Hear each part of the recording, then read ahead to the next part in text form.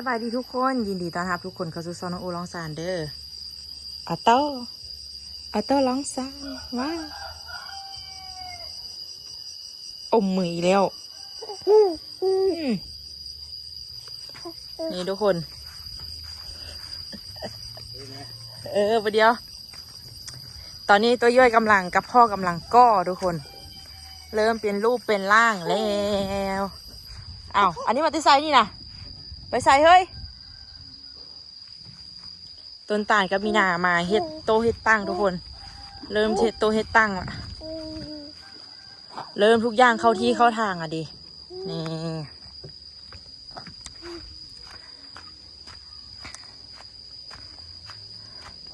ง่ายอยู่เลยทุกคน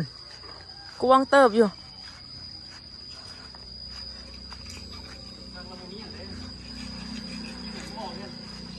ฮะไม่ละเอาเคี้ยวย่างเอาโต๊ะอย่าปูนทึกหาน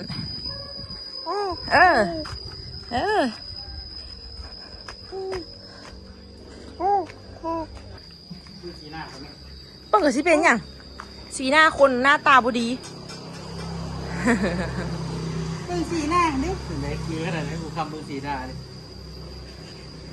แต่โยยเฮ็ดมาได้ตัวสามีเขามาจักเปอร์เซ็นต์ละตัวโอ้เป็นอย่างว่าเปิดเคยให้85%ได้โดดแล้วที่จริงของเราประมาณ85เลยเพราะว่ายามใดก็80ตลอด85ตลอดแล้วมันจะเหลือมันรักเองเนี่ยทุกคนมีปองเยี่ยมอยู่ซิใส่เพดานได้เนาะห้องแจ้มเลยอันไหนมุดแหละห้องแจ้มเลย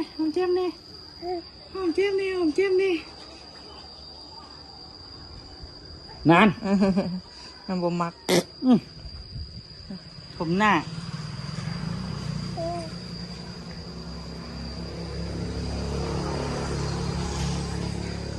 มาปล่อยดิมา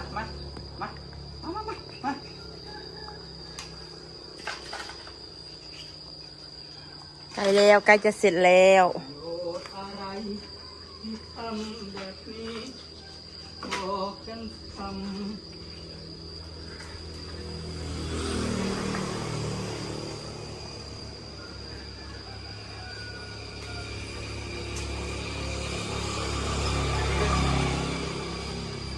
ฮะ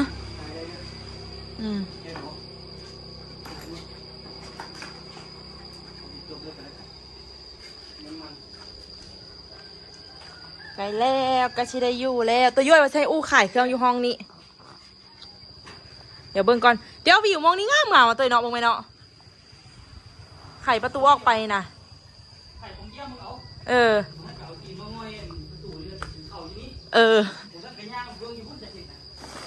ไปตู้พอก็ได้นี่ทุกคนเบิ่งอันนี้จะเป็นห้องนอนเนาะทุกคนเนาะนี่มันจะมีปองเยี่ยมมานี่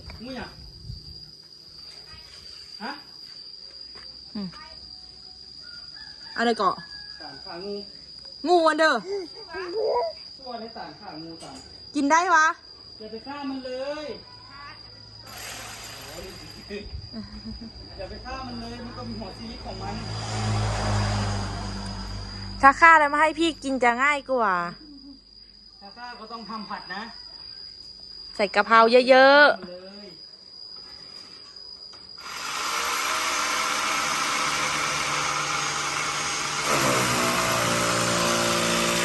หาทุกคูณบอกไปหาทุกคูณไปเนี่ยอีเมลอยู่ไอ้ล่ะนี่ฮะ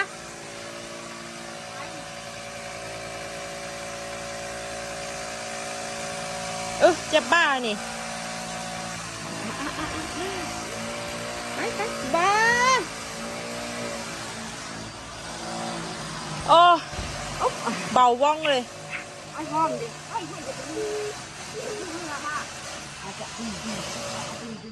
หน่อยเดียว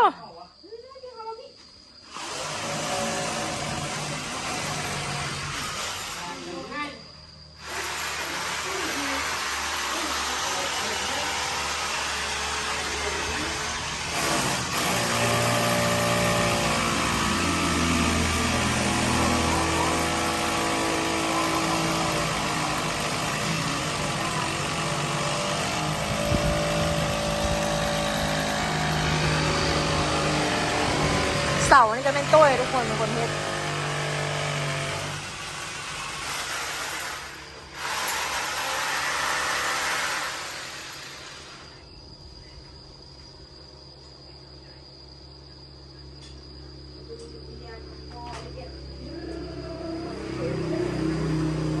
บอก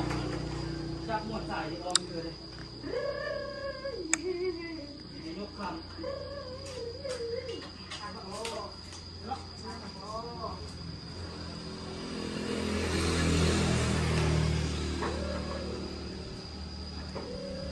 นี่ตัวย่อยกำลังชี้อัน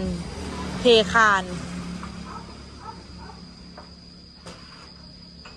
มันทับน้ำหนักจะได้เสยนะตัวเนาะ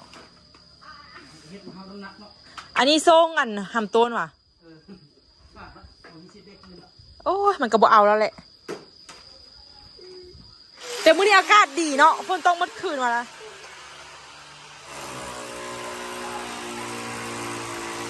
เบิ่งเอาโต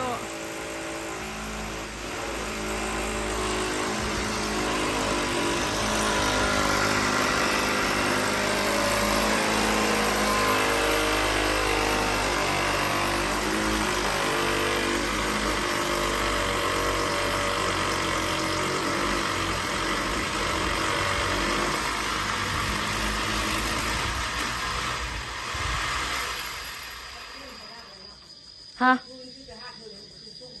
บ่ฮ้อนหรอกแบบนี้เนาะคันบ่ต้อเศร้านี่ฮ้อนแน่นอนเนาะ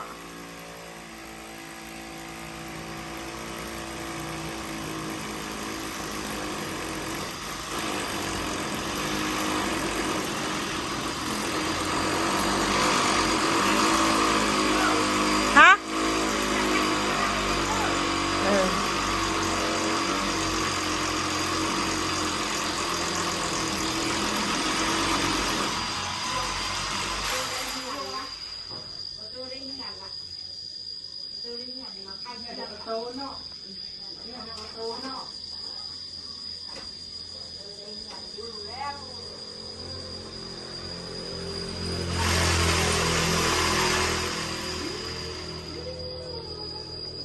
สิให้เบิ่งทาง ไม่รับว่ะ บ่นะดับว่ะ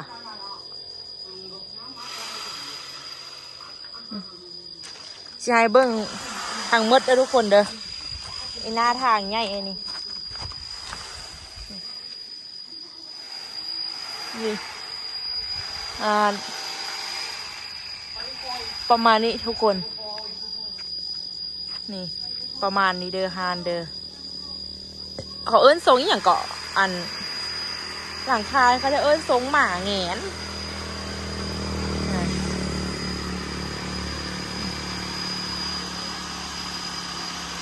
กับทางง่ายอย่างนี้เลยชิได้เฮ็ดปลายติดอีกได้ทุกคน แล้วก็ชิได้ก็เอาเฮ็ดกันซาดออกมานี้อีกแต่ว่าฝนตกแล้วแดดออกนี่ร้อนที่สุดเลย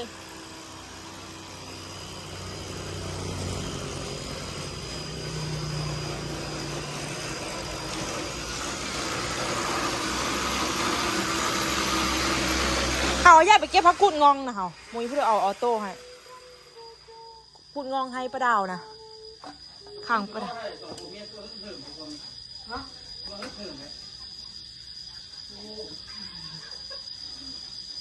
ออโต้อะ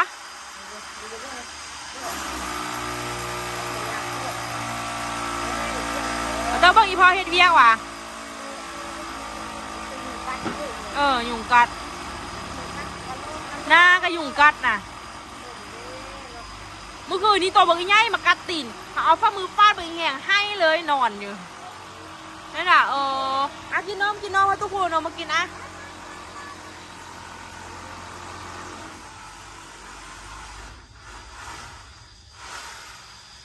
กินนี่ก็ไปซื้อเครื่องนำภาษายอไม่คือบอกหนักเข้าไปว่าท่านมาโคตรเล็กที่ไหม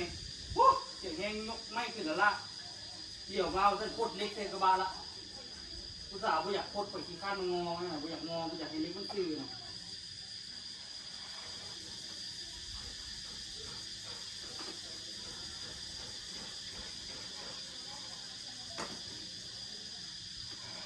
เพิ่มมีนาได้เอาเขาไปเก็บ เพราะว่ามันยืนเบื้องจานอยู่ อืม เอาออโต้ เป็นอย่างอู้ที่เนี่ย จะไปเกี่ยวพักกูดงอง โดยงานรวมสายมันใจ เอาขยุ้ เอามีนาเฮือน เอาอันนั้น มีนาเพื่อน เอาออโต้ให้มีนา มีนาให้ออโต้อะ แล้วกินข้าวตีหันอันนั้นนะ พอดีของเขา บอกถ้ามาเข้ากินข้าวตีหันแม่แล้วเขากินข้าว เขาก็มากิน ช่วง ข้าว โมง มา มันจะกินเขา เขาก็มาเฮ็ดตอน12 โมงพี่มาเฮ็ดมักบิงอะ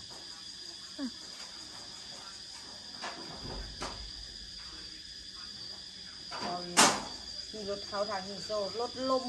พูดเด้อ ตะคุณ ปลา ต้มเสร็จ ทางหินโซ่บนทางเขาปลาซา โอ้ ต้ม มือ ต้นยางวะ เขาไปส่วนยางไปส่งเขาแล้วก็ ต้มเสร็จก็ได้ที่ไหน นอกคือสิไล่เนาะป้าตัวนั้นเนาะบ่ได้ไปเลย มันมืนแบบขี้ดินเลยนะ เออ ฮะ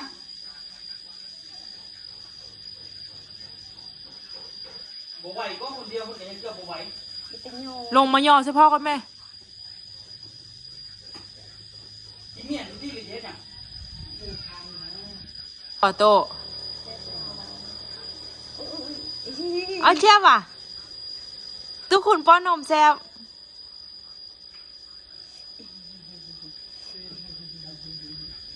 เอาลูกอีวาสกุลฟันกับบุพอ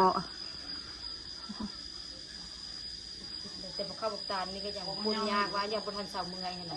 ทันเอาเพลงก็มันไปอีกเดียวเสียงสุดเป็นเสียงลงอันนี้เสียงนี่ยากช้า พอบอกตัวเองกระเซิกกระซักเลยพอบอกตัว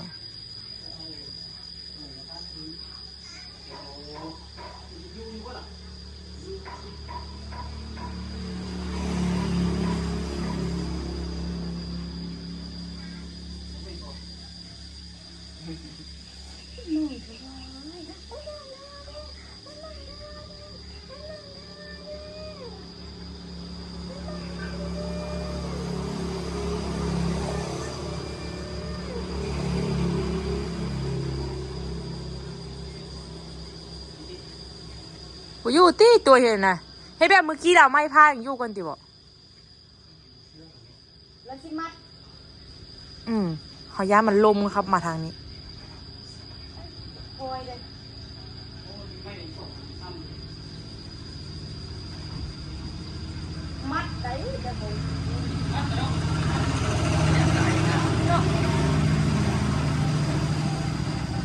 อาแล้วเอาเอาเลยเอาเอาไม่นะครับไม่สิแก่นะมาตีคือจ่ายประตูนี่นะ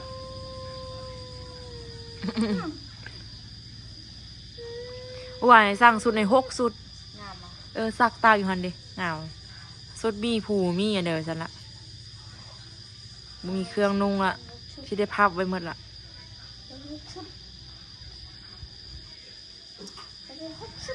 เสื้อสีส้มมัน เรื่องขนาดนั้น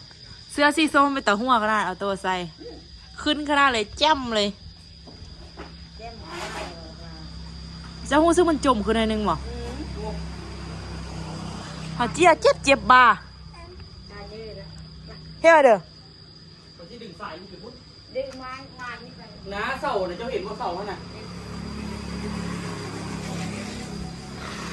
ทำละ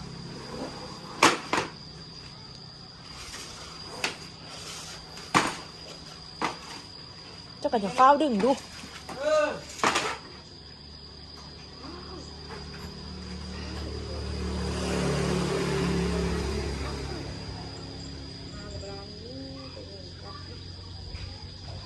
เลยมันอยู่ไล่ปุ่นปุ่น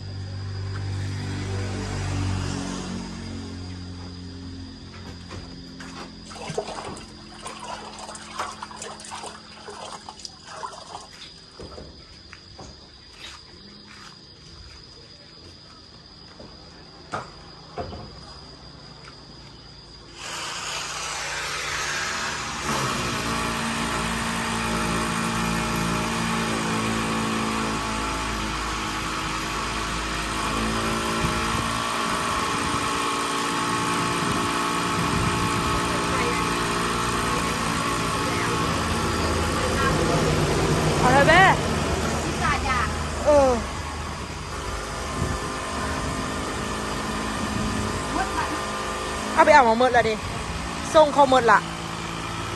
เอาไปส่งเขาหมดละเอามาคัดหน่วยเน่าเด้หน่วยน้อยหน่วยเด้ใน55 โลแล้วเอามาเข้าแต่50 โลแม่มาเข้า5 โลฮะส่งไปหัวผ่านเขาจะ150คุณอ่ะสกุลคันเจ้ามีเบียร์ไล่นะเจ้าขย่ายอยู่หน้าแม่ขย่ายแล้วบ้านห้อนยามนั่นละอันเขาซื้อเจี๊ยบมาห่อแล้วเฮ้มันนั่นน่ะค่ายเขาบริค่ายบ้านเขามันเข้าบุซื้อเขาก็โทษแล้วเขาเอาไปตั้งแข้งเขาซื้อดอกอยู่สำเนื้อหันปลูกมักไม้กว่าหัวม่วงอันนี้ยากก่อ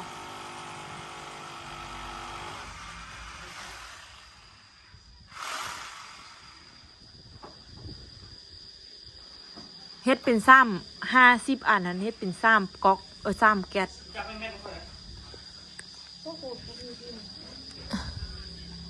นั่งนี่ก็ดีขึ้นกันเดี๋ยวพอได้ ใจ จับนั่นจับนี่ให้อันนี้ซีอย่างนี้ก็ได้ลงขึ้นอยู่ บอกเรามันเป็นคนใช้ มันก็ห่มละ คอยส่งออโต้มาเด้อออโต้เอานี่ก็พอเด้จะเสื้อบอกขันท่าว่ามันซ้ำบักเกอร์มันสินั่งลิ้นรถอยู่แถวนี้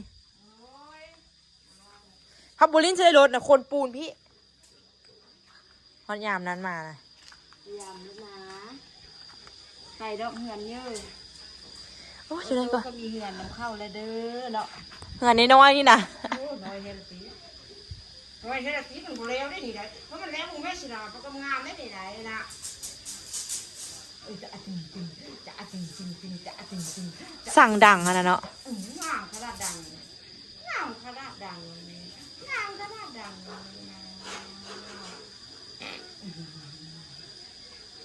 เรื่องบอกไว้กับทุกคู่นะจากไหนดูนะอันอมมือคือขนาดต้นตาลกับพี่นากำลังเฮ็ดธุรกิจใหม่อยู่เลยเอาอันเด้อนี่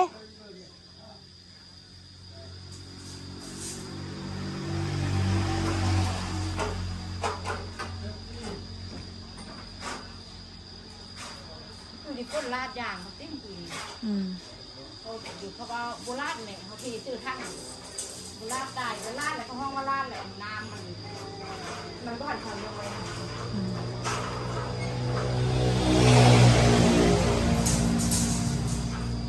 ตีนของเราแตกไว้สิได้ไปซื้อห้องตีนมาใส่ก่อน เขาย่างพื้นเลย นี่ ย่างพื้นปูนเลย ย่างพื้นปูนย่าง อยู่อย่างจานตีนกุมนุ่มบ่เคยแตก โอ้ยน้ำมือแล้วกันน้ำมือได้ดึกย่างแบบนี้เลย มาห้าแล้วพอเอาเนาะออโต้เนาะจะมาหาทำอะไรเนาะออโต้เนาะ จี้มือเชื่อเราโบเอาบักลา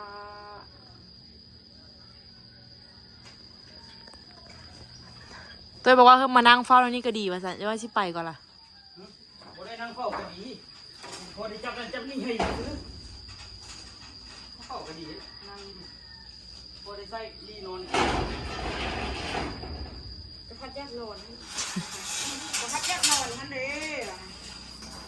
ไม่นอนดอก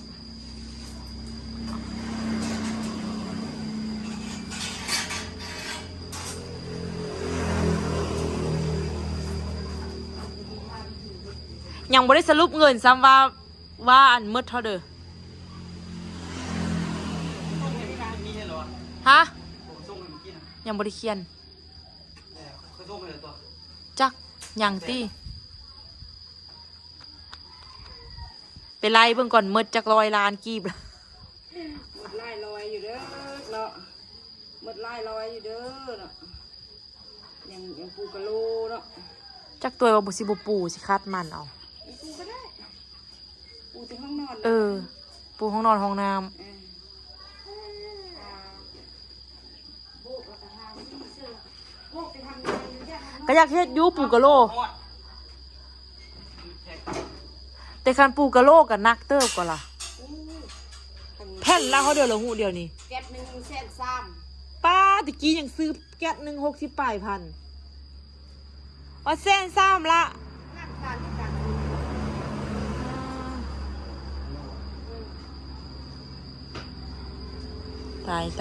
ตายอันนี้คือชิมดลายเติมนี่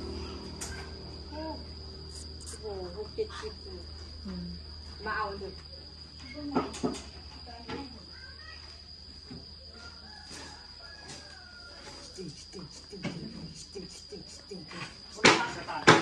เดี๋ยวต้องได้เฮ็ดอัน ต้องได้เฮ็ดป้ายบัตติสนีได้เฮ็ดโต๊ะแล้วกะต้นตาลอันเดียววะ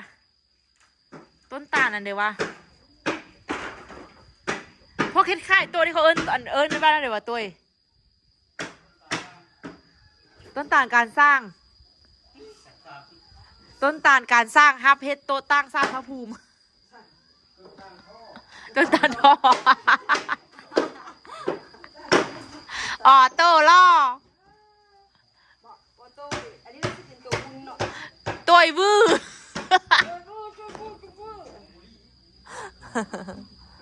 บบบุรีอย่างน้อยอยากได้อยากซื้อขนมงและอยากได้คำว่าล่อเฮามันมักเพ่งล่อค่ะอู้คำล่อเลยต้นตาลท่อออโต้วื้อเป็นเสิ่งเนาะเป็นแซ่ช่อง เอานั่งแล้วว่าบุไร ว้ายกระเทาอันนี้ ถูกแล้วมึงตีอย่างเงี้ยเงี้ยเงี้ยเงี้ยเงี้ย มักเลาะเลยนั่งเรื่องลาย เจ๊เมตูนจะพอจากท่าเมตูนั่งลงแล้วว่าเมตูมันไปเฮ็ดเมตูไปห้ามมันนี่มันดีใจแท้ว่าอยู่บนเกียร์เลาะเลยนี่ เอาแม่เจ๊เอาให้กักแม่ปลาว่าคำมันจะห้าแม่น่ะห้าแม่ปลาจันไม่จีนี่ไม่ใช่ข้าแม่นะมันจะข้าแม่นะมันจะเป็นเลอะนะสิ อากาศมื้อนี้ดีสกูลจังน้อยเดินกันจะไปเซาคุดนอนไปสร้างไงเนาะคุดนอนมีไพ่ยังไม่ได้ไปคุดว่ะไปคุดก็คือสิออกไล่เนาะ ได้ไปคุยไปลำไส้เลย ไปคุดเรามาตำเจียวกับโอ้ยอยากไปหาน้ออยู่ทางไปนานี่เนาะ ทางอันเจ้าคุณบุมีแหงนะ ตำเจียวกับปิกินเนาะ รถลงมื้อนี้นะเคยแต่ว่าโอ้สิได้ซื้อรถ4 ตีนเฮ้ยจังบ่ลง หนักกว่าเก่าอีกปีนเลย4 ตีนนะ ว่าบุมีแหง นั่นดิรถไฟฟ้า3 ล้อดิ ไปนาบ่ได้ ฮะ ไปนาบ่ได้ขี้ตุ่ม เนี่ยจะบอก เป็นภาระคือบักเกอร์ลงซุกอีก โซมนี่สันใดได้ลงสุกรถ มันจะไปจับง่ายเลยเนาะ ดื้อภาษาเรื่องกูเขาเอาซ่องมือนี่ละดื้อแท้ดื้อว่า บอกเขาหายมันรวด เป็นมวยหายสักเรื่องล่างชื่อแล้วก็ดื้อได้จากนอนละวันนี้คำมืออยากนอนแล้วอยากเลาะ จะเลาะไล่กวมผมไม่อยากนอน อยากเลาะก็ไม่มีงานแล้วเนาะ ห้อยอันเด้อหอยจุก จ้อยค่ะเอาไปเป็นทางเดินแม่ล่ะ กินยากซะนะ กลัวเดี๋ยวจุบว่าเอาขี้ยา เอาไปแต่กระดึงขันตุ้ยละเอาขันจ้อยแล้ว ตุ้ยแท้ก็กูบ่ได้ตัวหนูกินแล้ว ละ เขาเด้อโลเขาเด้อ อันนี้อันไปเป็นช่องสาวพันโดป้ายคนนี้ กินมาต้ย เอาไงเอาซอยนะแม่ กินเพราะจุกยากเพราะว่า เอา อันหัวห้อยบ่เอาว่ะหัวห้อยมีแต่โตหัวเยอะหัวมีหน้ากับไปเอา มือนั้นเขากับปีการอยู่กับต้ยย่าเอาอย่างนี้ไปจุบเอาเดี๋ยว เมื่อไรพักกะเพราด้วยหัวหอยเลย เจอเนี่ย เดี๋ยวเอาเงินเธอไม่นานก่อน ใช้ราคาแต่กินแต่เป็นโลเลย บูฮูเสียอย่างกินได้หอยนะป้าตัวเยอะแท้ฮูละเชียดอ้อมเดี๋ยวจะเอายานาไปคั้นเสื้อนำ เป็นแต่มือน้อยมีอีตุ๊กชิทองเราไปกินปีนจับลงชิทองบอกออกขึ้นมาเป็นห้า ขวดมันหอยเราเนื้อขวด ฮะ กี่ก้นละขวดแต่น้ำมันหอย กะคั่วเส้นน้ำมันละกะ ตัวเส้นน้ำมันเดียวเดียมจวดอยู่นั่นนะพี่ ย่าเจ้ากะเฮ็ดเครื่องนึงคอยเช็ดอ้อแล้วคอยเช็ดอ้อแบบคอยแซ่บๆเอาโตเลียซอกเลย ประตูอยู่ประตู ลาทุกคนไปก่อนเด้อบ๊ายบายเอาออโต้ไปลิ้นก่อนเด้อบ๊ายบายเด้อ